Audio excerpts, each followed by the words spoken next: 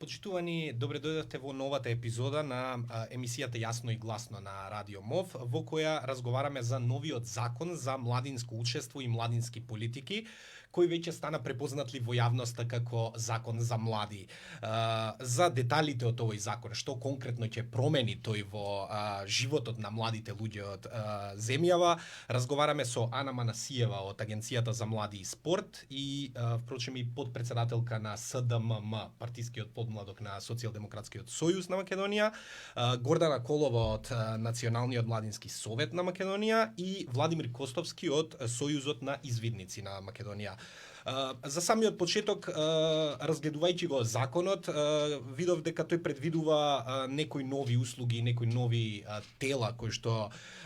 во следниот период, тоа се службеник за млади во институциите, Национално собрание за млади, Национално советодавно тело за младински политики, регистар на младинско организирање, потоа на локално ниво канцеларии за млади во општини, задолжително формирање на локални младински совети, младински центри и така натаму. Периодот е од 1 година па до 5 години за некој од одредбите од овој закон. Но колку што сватив, форматот на работите кои што треба да се направат е: прво Агенцијата за млади и спорт треба да формира некаков регистар на младински организации, потоа следува ова Национално собрание на млади, кое што на крај некако се купува со оној совет кој што ќе биде некаква ќе дава смерници на власта и на институциите за младински политики. За самиот почеток, Владимир, би започнал од тебе.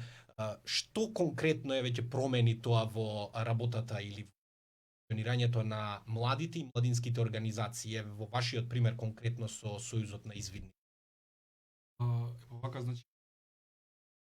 од две перспективи. Национално ниво.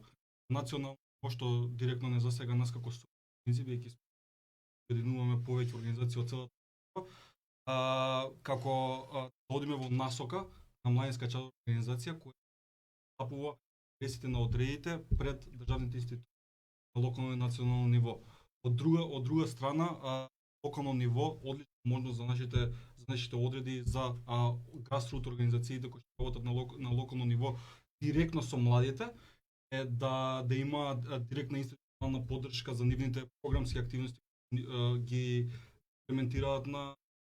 ниво и да се вклучат во креирањето на насоки кои што директно ги засегаат младите и насоки кои што се согласно визијата и мисијата на дали извидничките одреди, дали на организациите за млади или организациите за млади. Сега не треба да го гледаме само законот што само ни дава на нас законот, туку исто ние што треба да му пружиме на овој закон и тоа што го пропишува законот. Така да, можеби од страна на сојуз и од страна на младински организации или организации за млади, треба ние да се стремиме кон целосно онака исполнување на критериумите кои што ги предвидува законот. Или во случајот, например, за младински организации се сметаат сите организации кои што имаат две третини млади во нивните управувачки структури. Не сите младински организации кои што се дел од сојузот во управувачките структури се водени од млади и овој закон ќе ги мотивира организациите да им дадат повеќе можности на младите, односно она вистинско закон за младинско учество. Значи да младите да учествуваат во процесите на креирање прво на политиките на организацијата, а после преку организацијата да учествуваат во креирањето на политиките на локално ниво, а преку сојузот и на национално ниво. Исто така во насока на како Сојуз на извидници на Македонија, која што е сојуз регистриран согласно законот за здруженија, сојузи и граѓански организации, треба да се стреми кон одење во насока на чадор организација, што значи дека треба да има внатрешно организацијски делумни промени која што ќе ја издигне на ниво со цел во понатака во иднина да учествува во процеси на креирање на закони, во процеси на драфтање на новата национална стратегија за млади, во процеси да има конструктивна улога, проактивна улога во собранието за млади и да биде еден од главните актери во целиот процес. Гордана, на врвот на оваа хиерархија како што е поставен законот е оној национално советодавно тело за младински политики. Како според тебе, она што вие досега го знаете, како тоа е замислено да функционира и колку реално ќе има моќ да влијае на владини политики, да дава некакви мислења и да носи некакви одлуки кои што можеби ќе бидат на вистина на младински глас во секоја одлука која што е за нив во извршната власт. И повака во почетокот на процесот на креирањето на законот, првото барање на младите всушност не беше советодавно тело, туку беше ко-менеджмент тело. И тоа беше тело кое што би имало малку повеќе улога од советодавното тело, односно идејата не би било само да дава совети во поглед на активностите кои ќе ги таргетираат младите лица, распределбата на буџетот и сличните активности, туку и директно ќе има улога во целиот тој процес. Дали е тоа постигнато со финалното тело што го има во моментот во законот? Не целосно, но би рекле дека е добар почеток, бидејќи за прв пат ќе постои вакво тело каде што ќе може да се даваат директни сугестии, каде што младинските организации од целата држава ќе може да се обраќаат, ќе имаат едно тело кое што ќе ги застапува ставовите на едно поинституционално ниво, на не толку невладино ниво, како што, например, тоа го прави Националниот младински совет на Македонија. Но дефинитивно сметаме дека во однос на ова тело има простор за прогрес во иднина, е нешто што ќе може да еволуира и ќе може да има поголеми овластувања, ќе може да му се даде поголема важност и поголема улога. Само едно подпрашање овдека, кој можеби му пречеше тоа менаџерско тело, како што рековте дека беше првичното, тоа беше после во собраниската расправа некаде пропадна таа идеја? Па искрено процесот подлежеше на толку многу процеси да не сум баш точно сигурна, бидејќи не бев вклучена во работната група, во кој момент се изгуби моментот на коменеджмент тело, меѓутоа дефинитивно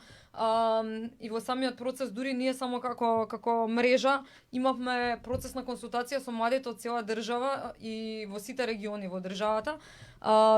Така да дефинитивно имаше различни мислења на ова прашање. Мислам дека идејата беше првично да се донесе едно решение што би било catch all, односно каде што би немале некакви судири, а понатаму да може да се разговара дополнително за надградување на тоа. Ана, Агенцијата за млади и спорт во овој закон за млади има прилично голем број на одговорности и задолженија, од формирањето на овој регистар до изработување на национална стратегија за млади, воспоставување истражувачки центар поврзан на теми поврзан за младите. Ќе успее ли ова се да го изменаџира агенцијата? Колкав е капацитетот? Дали сте подготвени за се во ова? Па вака, најпрвен, драго ми е што конечно после подолг период зборуваме за закон за младинско организирање кој што е донесен во собранието. Значи, процесот на креирање на овој закон траеше неполни 2 години, поточно од март 2018 година, откако се формираше работната група. Долг период за тоа што сите одлуки во рамки на работната група се носеа со консензус. Сите работи кои што ги набројавте се дел од решенијата на законот, кои што се креира во рамки на таа работна група, но и понатаму со поголема консултација со младите на голем број на консултативни средби кои што беа организирани. Законот дава дополнителна надлежност на Агенцијата за млади и спорт, и тоа спомнавте во неколку области. Најпрвен, креирањето на регистарот.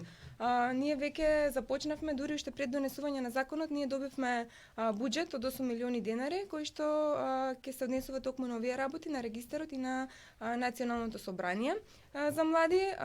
Ќе се изработуваат во следниот период подзаконските акти за регистарот и имаме рок од 90 дена за изработка на подзаконските акти и рок од 30 дена за воспоставување на регистарот, но бидејќи веќе започнавме, јас верувам дека и предзаконскиот рок ќе успееме да го воспоставиме овој регистар, што понатаму ќе овозможи пријавување на младинските организации и понатаму креирање на тоа национално собрание.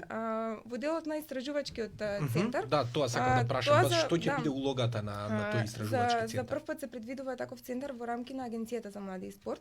функционалната анализа што беше изработена од страна на мисијата на ОПСЕ во Скопје покажа дека токму тоа не достига во рамки на Агенцијата за млади и спорт, затоа што јас сметам дека политиките што ги носи државата мора да бидат базирани на сеопфатни анализи и истражувања. Ние досега се служевме најчесто со истражувања кои што беа изработувани од страна на невладините организации или од страна на некои меѓународни организации, но не сме имали истражувања кои биле креирани во Агенцијата за млади и спорт. Тој сектор, центар, како и да го наречеме, ќе го возможи токму тоа и навистина ми е драго затоа што тоа ќе биде основа на креирање на политики кои што се вистински за младите и кои што се од интерес на сите млади во нашата држава. Значи Така таму ќе се прават истражувања. Так. Значи нема да зема истражувања од другиве места, туку ќе има Ќе нивни креира, изворни. Тоа значи нови вработувања во Агенцијата за млади и спорт, проширување на секторот млади, што сметам дека понатаму ќе резултира со квалитетни политики за младите луѓе во нашата држава. Владимир, сега да одиме малку на критиките кои се појавија во текот на носењето на законот.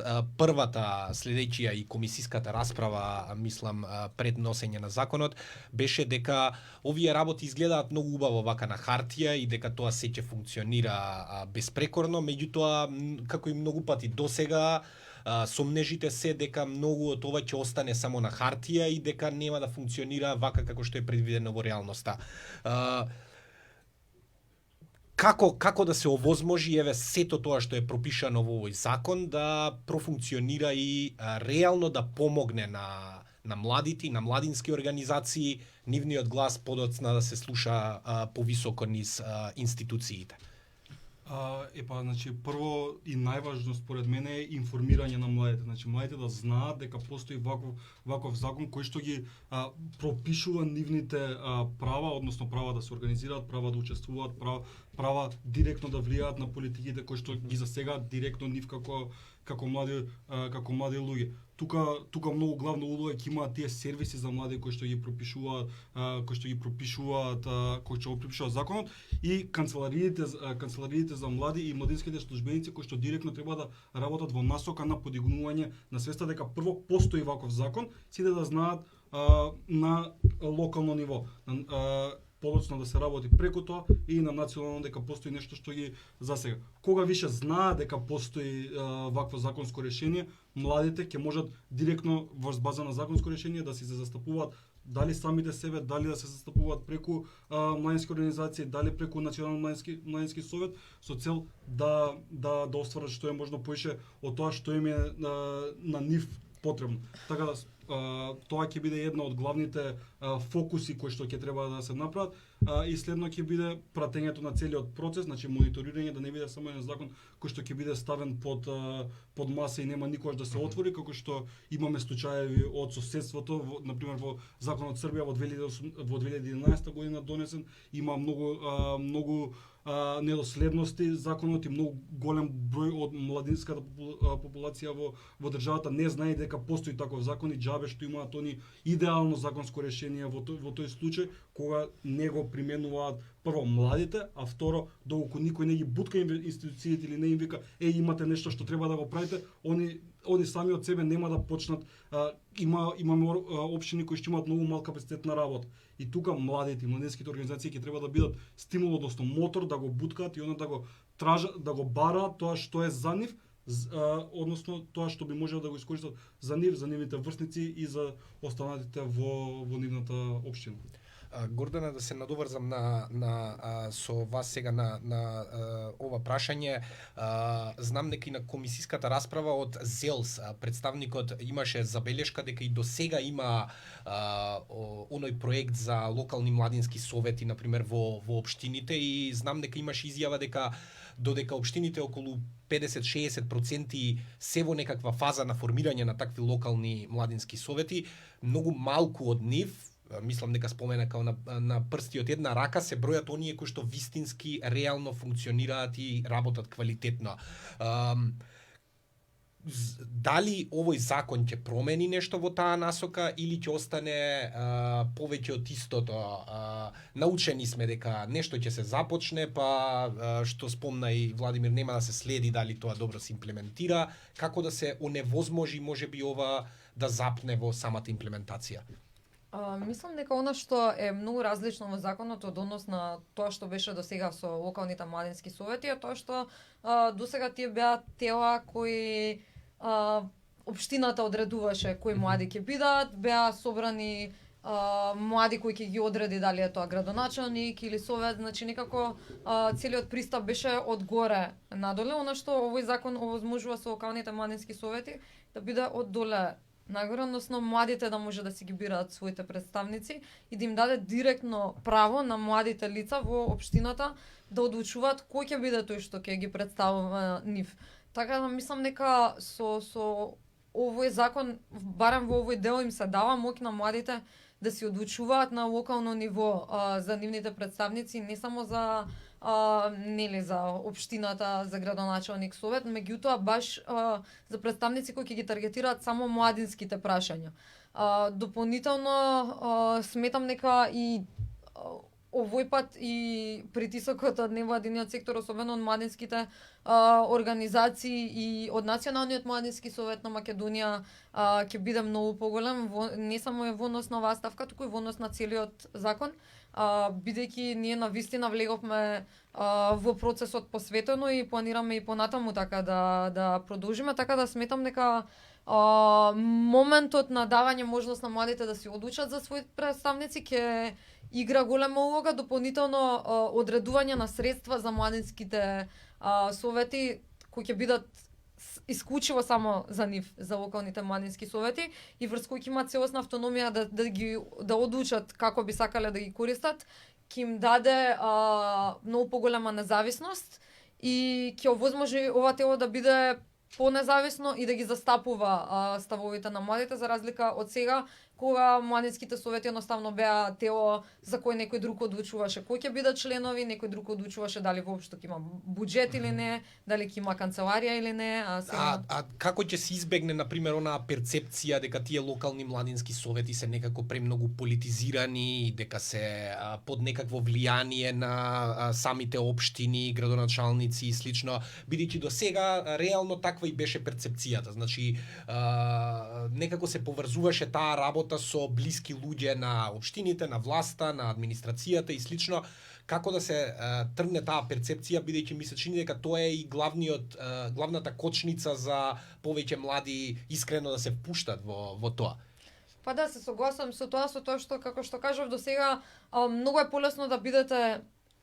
корумпирани, да речам, кога немате никаква независност, кога немате свој простор, кога немате своји финансии, кога немате никаков механизам како вие да бидете тој представник, односно да ви изберат, многу е полесно да стане процесот покорумпиран. А кога од друга страна имате процес во кој ќе бидете избрани, и значи општината тука нема никакво учество во тоа, односно нели врвот во локалната самоуправа, суверенитетот ви доаѓа директно од младите,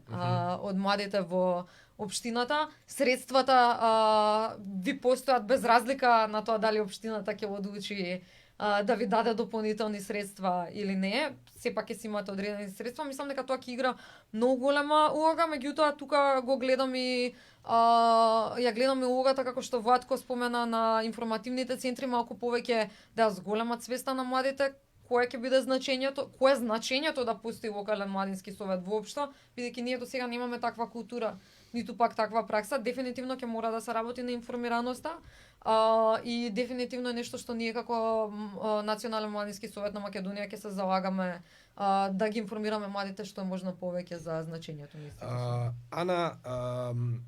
Националното советодавно тело, колку што видов од законот, е предвидено да има 9-8 мнозинство од представници од младинските организации. Но сега пак се поставува прашањето дека ако и партиски подмладоци се водат како младински организации според законот,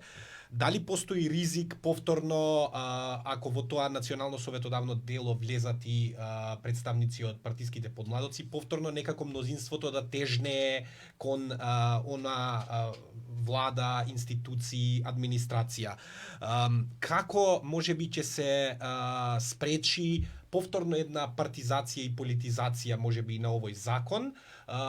затоа што тука еве и предвиден и службеник за млади во институциите, колку тој ќе биде независен, како тоа ќе се контролира и мониторира, кој колку агенцијата можеби тука ќе има некакви ингеренции. Вака, најправен, друга, ако имаме добар закон на хартија, ако за него нема соодветна имплементација, не сме направиле ништо. Законот е донесен во собрание и сега она на што сите треба да се фокусираме е имплементацијата на законот. Според мене тука неколку работи се важни. Најправен, законот креира соодветни механизми за унапредување на младинското учество, го спомнавте Националното советодавно тело и останати механизми кои што креира механизми кои што овозможуваат вклученост на младите во носење на политики. Од друга страна, постои политичка волја во моментов и Агенцијата за млади и спорт, и владата, и останатите институции се отворени кон младинските организации, отворени за соработка и за имплементација на ова законско решение. Она што сега е важно е најправен сите овие тела кои што се предвидени во законот, нивното формирање, изборот на представниците и членовите во тие тела да биде транспарентен процес и понатаму имплементацијата на законот и следење на сите оние одредби кои што се пропишани. Според ова што го кажавте, во Националното советодавно тело, во кое што на иста маса ќе седат представници на младинските организации и на институциите и ќе можат да одлучуваат за политиките за млади кои што се носат во моментов, дали е тоа навистина приоритет на младите, дали е тоа навистина од нивен интерес и што е она што треба државата да го спроведува во делот на младински политики. Организациите тука, представниците на младинските организации ќе можат да имаат директно влијание и да ги застапуваат младите, без разлика од каде доаѓаат. Ние мислам дека јас бев во рамки на работната група член и мислам дека најмногу заглавивме токму ова прашање како да се бираат младинските представници. И таму имаше представници на политички помладинци, представници на младински организации и на почетокот се разговараше дали е подобро да се оди со квоти. Тука го елиминиравме тој, се согласија сите дека не е потребно такво нешто, сакаме демократизација на процесите. Битно е младите сами да ги бираат своите представници без разлика од каква организација доаѓаат. Токму Националното собрание ќе го возможи тоа, младинските представници да бидат изберени на избори и да можат потоа да одговараат, бидејќи тие представници во советодавното тело ќе ги застапуваат сите млади, да одговараат пред тоа собрание за нивните постапки и за нивните застапувања во рамки на тоа тело. Така да сметам дека сега ме прашувам и како подпредседателка на еден партиски подмладок, сепак знаеме дека партиските подмладоци имаат најголема бројност и најголемо членство и можеби најголемо влијание во организирање и во некакво ангажирање на своето членство. Еве, го споменавте оној национален совет, таму е 9-8 и утре ќе дојде некоја одлука која што е можеби поделена, младите мислат едно, представниците на институциите мислат друго, таму ќе има членови на партиски подмладок. Како тие ќе се постават во таа ситуација? Затоа што се блиски со власта или можеби се противници на власта ако доаѓа од друг партиски подмладок? Како ќе се елиминира, бидејќи тој глас може да биде и клучен во одлучување дали некоја мерка ќе има препорака или нема да има препорака? Јасно, значи Предпоставувам тоа излегло во разговорите кога се дебатирал за овој закон и што било заклучокот можеби од мнозинството, еве. Ние имавме сега како представник на подмладок имавме голем број на дискусии во рамки на СДММ, но и во текот на работата на работната група СДММ застапуваше интересот не само на нашите членови, туку интересот на сите млади во државата. Тоа ни е важно и во носењето на политики да биде застапен интересот на сите млади и затоа не ни е важна бројката на членство што го имаме ние или младинските организации, важна ни е политиките кои што ќе се носат на вистина да одговараат на реалните потреби на младите луѓе во државата. Токму за тоа сметам дека и во изминатиот период сме покажале дека доколку некоја политика се носи од партијата на власт, во која што подмладокот и ќе има член во тоа советодавно тело, тој не треба да застане на страна на власта и на институциите, туку напротив на страна на младите. И тоа е токму тоа што ќе го возможи тоа советодавно тело. Јас навистина се гордеам што успеавме да постигнеме таков договор и сметам дека и младинските организации и политичките помладици, зборувам во името на СДММ, но можам отворено да кажем и за останалите политички помладици дека ќе бидеме до крај кон ова решение, ќе се придржуваме, затоа што интересот на сите млади во државата ни е важен и можеме да ги надминеме партиските интереси и да имаме заеднички интерес за младинските прашања. Добро, ова беше малку во улога на партиски подмладок, Да, но еве така да се беше и прашањето. Да. Тоа е Таков ставот на беше и СДММ. одговорот. Да се надеваме дека така ќе функционира, иако многу пати досега се покажало обратно на тоа, но ајде можеби еве со овој закон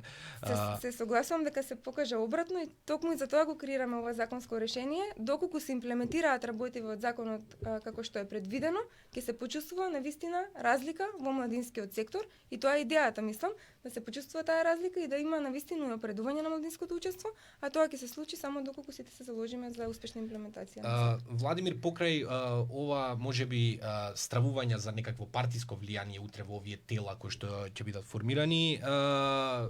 би сакал еден коментар и околу тоа, но и околу тоа дека секогаш младите кои што можеби не гравитираат околу некоја голема организација, гледаат на овие тела и структури како некаква елитна група на младински организации. Како да се овозможи еве младите кои што можеби доаѓаат од не многу етаблирани организации, нови организации, помали организации, тоа и за Гордана ќе биде потоа прашање, како нивниот глас да биде слушнат и дали можеби постојат некои механизми преку кои што секој млад човек може некако да се изрази низ овие нови можности кои ги нуди законот. Па види вака, значи ние овој сакаме да го викаме закон за млади, меѓутоа овој во суштина е закон или за младинско учество и младински политики. И така да овој закон директно ги засега повеќе оние млади кои што се организирани, да речем, и ги малце како ги отфрла тие млади кои што не се дел од младинска организација или некој вид на неформално или формално здружување. Така да тука ќе биде предизвикот и за организациите, и за луѓето, и за агенцијата како да ги вклучи оваа група на млади кои што е многу поголема од тие што се организирани. Сега од една страна на локално и национално ниво законот пропишува дека соделовник на работа на собранието на млади со кој што го носи советот може да пропишуваат начини како и механизми како да ги вклучат. Директно во законот не стои дека тие ќе бидат вклучени, како ќе бидат вклучени и дали ќе се слушне нивниот глас, туку тие директно може да бидат вклучени преку регистрираните организации во тие општини на локално ниво и преку тие организации да си го искажат своето мислење. Доколку ти си млад човек и ти не си дел од организација, пак согласно законот тебе нема никој да те слушне дали нешто имаш и дали нешто ти треба. Така да пак се сведуваме на тоа дека младинските организации кои што се активни, младинските организации кои што сакаат да придонесат нешто, само они ќе придонесуваат. Така да не бидеме само тој бабл на дека само младинските организации се грижат за младите или дека само политичките помладици се организираат за младите. Пак тука, знаеш, доаѓаме во еден ризик каде што во општини каде што нема младински организации, помали општини кои што имаат по 2, 3, 5.000 жители, нема младински организации, единствени младински представници се политичките помладоци. Значи во тие општини доаѓаме во ситуација каде што во собранието на млади може да дојде до појава само политичките помладоци да имаат представници на младите и само нивните агенти да се ги пренесуваат и да го користат законот во нивна полза. Така да треба директно да се влијае, да се мониторира целиот процес како некој би можел да го злоупотреби овој закон во нивно искористување за нивните агенди, а младинските организации да бидат тие кои што преку законот ќе ги подобрат нивните програми, ќе ги понудат на младинските со помош на буџетот кој што го предвидува, кој што е далеко од доволен буџет, меѓутоа е нешто што би можело на почеток да се тера, бидејќи ние законот предвидува еднаквост низ за сите млади. За каква еднаквост збориме кога на пример 0,1% од помала општина, на пример, не знам, Крива Паланка предвидува 5.000 евра согласно тој буџет, а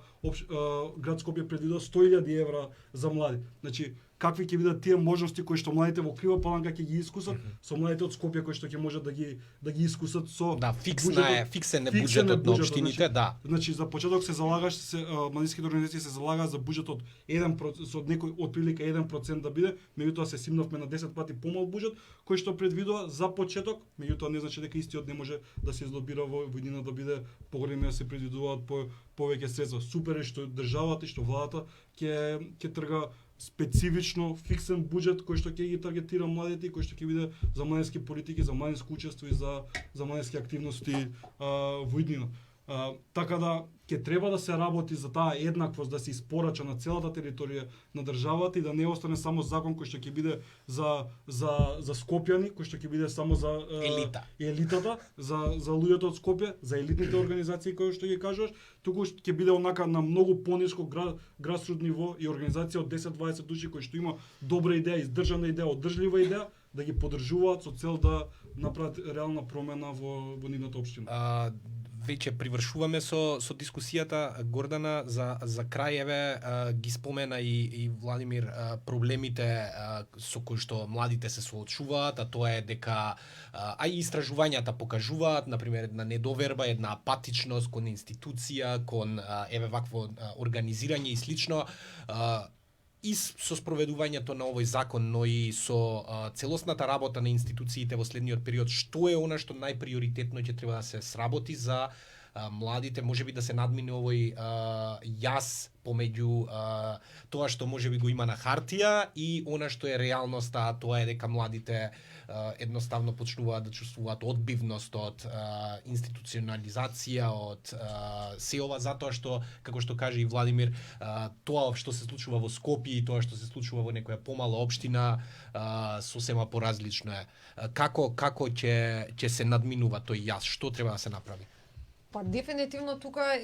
и одговорот лежи нели во самиот назив на законот, односно младинското учество. Е оној момент што мислам дека и тоа како треба овој закон да го таргетира, бидејќи причината зашто младите